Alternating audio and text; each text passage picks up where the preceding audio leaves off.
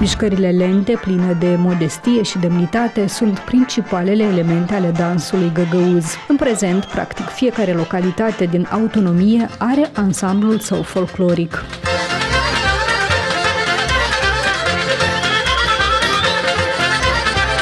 Localitatea Beșalma se mândrește cu Perla. Anume așa se traduce denumirea ansamblului local SEDEF, care are deja un sfert de secol.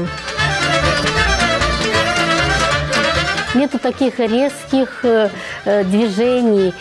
Это характеризует тоже характер народа. Вот особенно если женский танец, он должен был быть очень грациозен, величественный.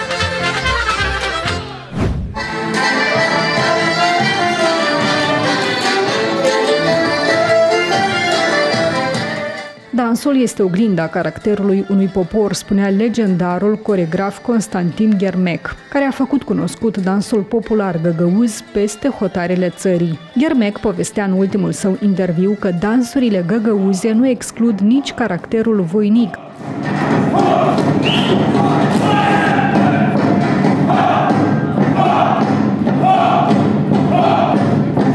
Характер самого танца. Ведь народ тюркский, гăgăuzский. Здесь подчеркивается именно характер того народа. Как плавные девочки идут. Это как лань. Вот они подчеркивают, это не играют, цветы собирают, фрукты. Это все оттуда, видите, наклонился, сорвал ветку. Это все подчеркивает. Руки, это Восток.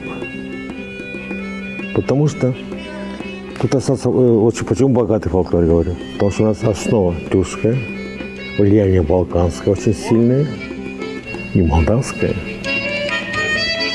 Корпус, раз, два, три, четыре. Ideal.